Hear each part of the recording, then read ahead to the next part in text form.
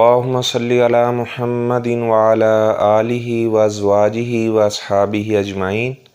आज इंशाअल्लाह हम बुलूगुल मराम मिन अदिल्लतिल अहकाम से बाबुल आनिया बर्तनों के अहकामात पढ़ेंगे कि आप सल्लल्लाहु अलैहि वसल्लम ने बर्तनों के क्या अहकामात बयान किए हैं, क्योंकि आप सल्लल्लाहु अलैहि वसल्लम ने बाद ऐसे बर्तन हैं जिनमें खाने पीने से मना किया है। तो आज का इंशाअल्लाह बयान बर्तनों के हवाले से होगा। अन हुज़ैफ़त इब्नुल यमान रज़ियल्लाहु ताला अन्हु क़ाल क़ाल रसूलुल्लाह सल्लल्लाहु अलैहि वसल्लम ला तशरबू फ़ी आनियति ज़हबि वल फ़िज़्ज़ा वला तअकुलू फ़ी सिहाफ़िहा फ़इन्नहा लहुम फ़ी दुनिया व लकुम फ़िल आखिरा। ये बुखारी और मुस्लिम की रिवायत है और बुखारी और मुस्लिम दोनों में इसके रावी हज़रत हुज़ैफ़ा बिन यमान रज़ियल्लाहु ताला अन्हु हैं। तो जो रिवायत बुखारी शरीफ में भी हो और मुस्लिम शरीफ में भी हो और रावी एक ही हो तो उसको मुत्तफ़क़ुन अलैह कहा जाता है।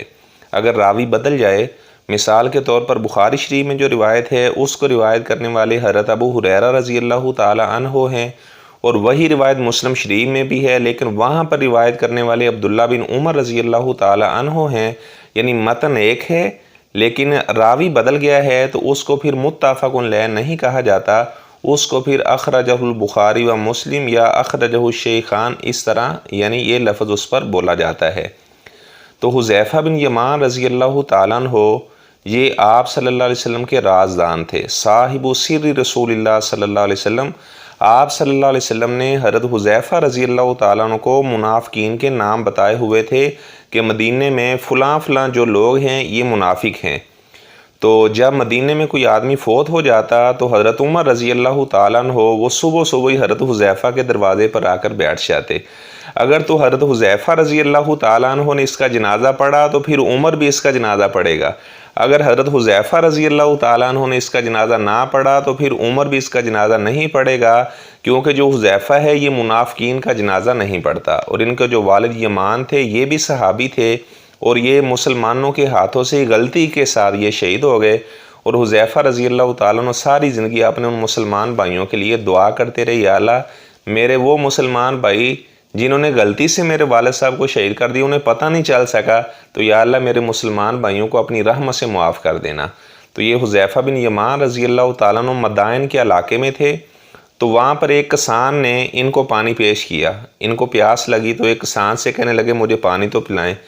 तो वो चांदी के बर्तन में पानी इन्हें पिलाने लगा। तो जैसे ही हज़रत हुज़ैफ़ा रज़ियल्लाहु ताला अन्हु ने वो चांदी का बर्तन पकड़ा तो वो बर्तन पानी समेत उन्होंने दूर फेंक दिया।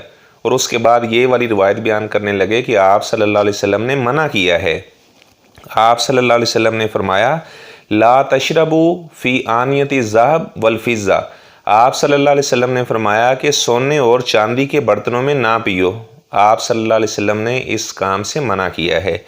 और उसके बाद आप सल्लल्लाहु अलैहि वसल्लम ने फरमाया वला ताकुलू फ़ी सिहाफ़िहा, सोने और चांदी की प्लेटों में भी आपने खाना नहीं खाना। आप सल्लल्लाहु अलैहि वसल्लम ने हमें इस बात से मना किया है।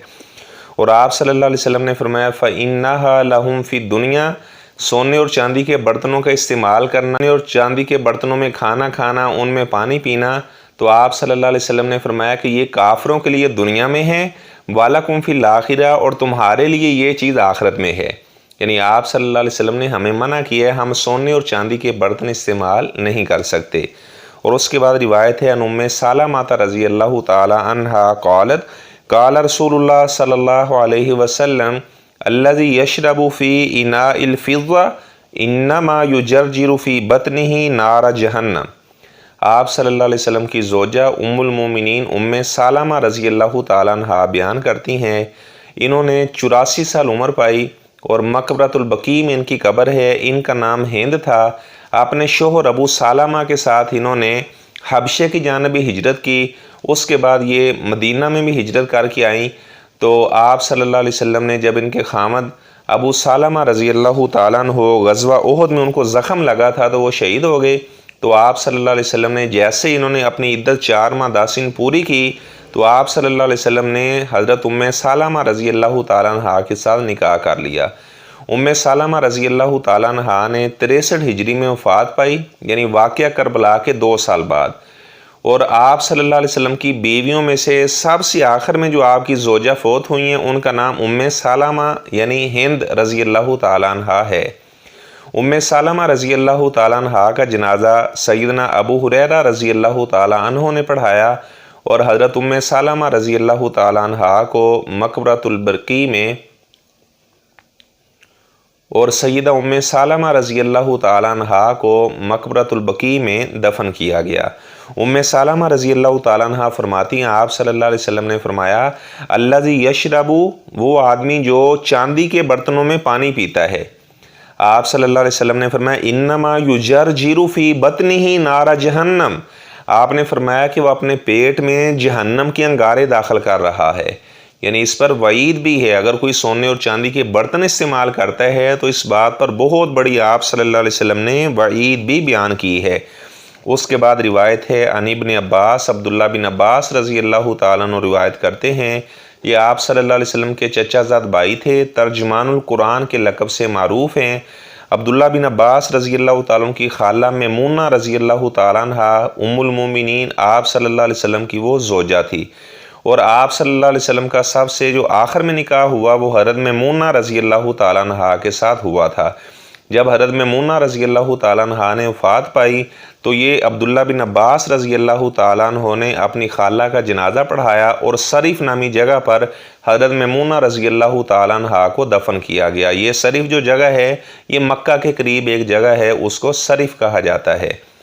عبداللہ بن عباس رضی اللہ تعالیٰ عنہ فرماتے ہیں آپ صلی اللہ علیہ وسلم نے فرمایا اذا دوبغ الایہاب فقط طہور، جب چمڑے کو رنگ دیا جائے یعنی اس کی دباغت کر دی جائے تو چمڑا پاک ہو جاتا ہے، چاہے وہ ایسے جانور کا چمڑا جس کا گوشت کھایا جاتا ہے یا جس کا گوشت نہیں کھایا جاتا، جب چمڑے کو رنگ دیا جاتا ہے چمڑے کی دباغت کرنے سے وہ چمڑا پاک ہو جاتا ہے، اس کے بعد اسے استعمال کیا جا سکتا ہے۔ اور امام ابو داود، نسائی، ترمذی، ابن ماجہ رحمہم اللہ نے یہ الفاظ بھی درج کیے ہیں ایما احاب دوبی، جیسا بھی چمڑا اسے رنگ دیا جائے تو وہ پاک ہو جائے گا۔ مراد یہ کہ معقول اللحم، جن جانوروں کا گوشت کھایا جاتا ہے ان کا چمڑا رنگنے سے بھی پاک ہو جاتا ہے، اور جن کا گوشت نہیں کھایا جاتا جیسے شیر ہے، چیتا ہے، بلی ہے، ان کا چمڑا بھی دباغت سے پاک ہو جائے گا۔ راجح موقف اس میں یہی ہے، لیکن علماء نے خنزیر کے چمڑے کو مستثنا قرار دیا ہے اور کتے کے چمڑے کو بھی مستثنا قرار دیا ہے، یعنی خنزیر کا چمڑا دباغت سے پاک نہیں ہوگا اور اسی طرح جو کتے کا چمڑا ہے وہ بھی دباغت سے پاک نہیں ہوگا۔ فقہاء نے خنزیر کو اور اس طرح کتے کو مستثنا قرار دیا ہے۔ اور آگے روایت لے کر آئے ہیں ان سلمہ بن المحبک کی رضی اللہ تعالیٰ عنہ قال، اس کو محبک اور محبک دونوں طرح سے پڑھا جا سکتا ہے۔ آپ صلی اللہ علیہ وسلم نے فرمایا دباغ جلود المیتۃ طہورھا، فرمایا کہ مردار کے چمڑے کو دباغت کر لینا، اس کو رنگ لینا، اس کو پاک کرنا ہے، یعنی جب چمڑے کو رنگ دیا جائے تو وہ پاک ہو جاتا ہے۔ اور اس کے بعد حضرت میمونہ رضی اللہ تعالیٰ عنہ کی روایت ہے، حضرت میمونہ رضی اللہ تعالیٰ عنہ کے مختصر حالات میں آپ کے سامنے ذکر کر چکا ہوں۔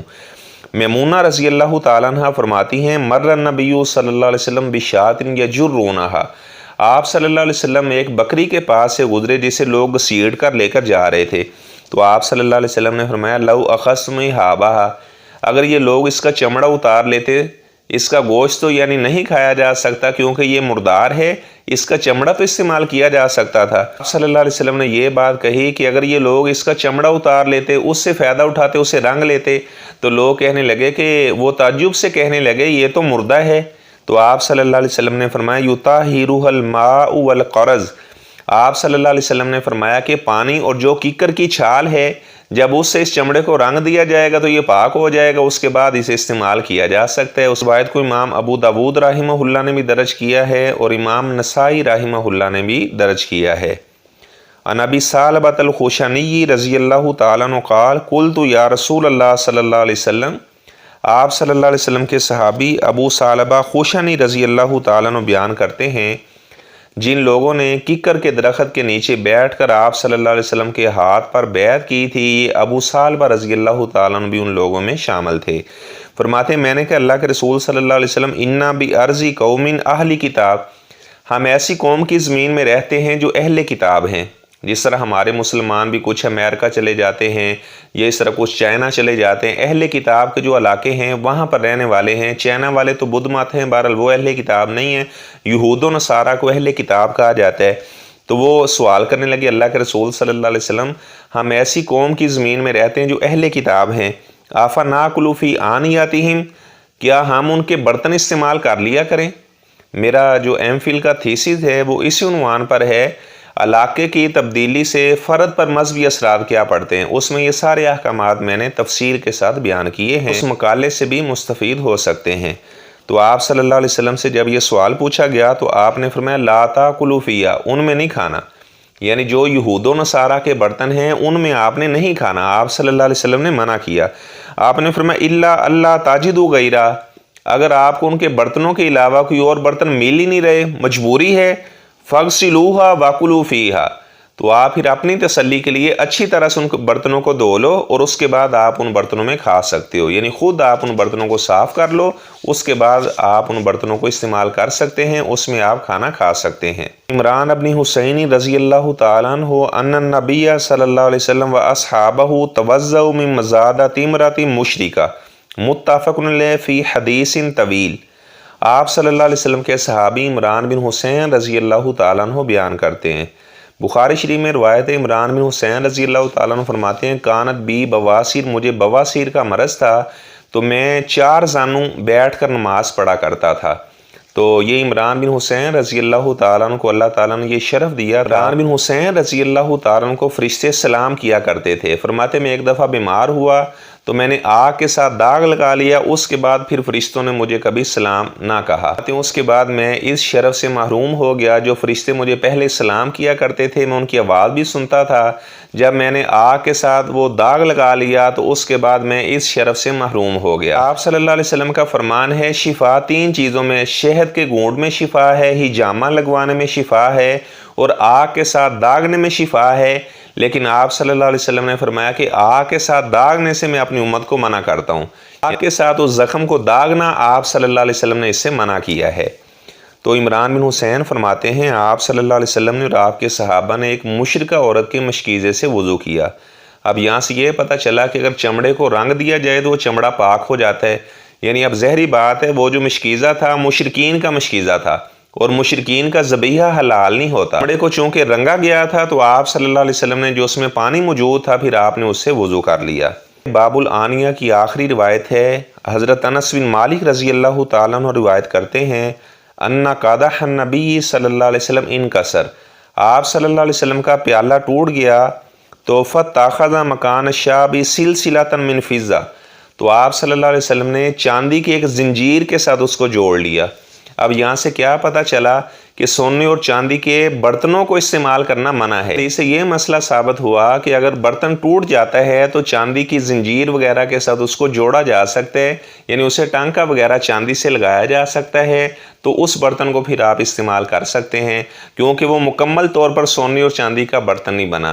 اگر کوئی برتن مکمل ہی چاندی کا ہے یا مکمل سونے کا برتن ہے تو اس میں کھانا منع ہے، لیکن اگر کسی برتن کو سونے کے ساتھ ٹانکا لگایا گیا، جوڑا گیا ہے یا چاندی کے ساتھ اسے جوڑا گیا ہے تو ایسے برتن کو استعمال کیا جا سکتا ہے۔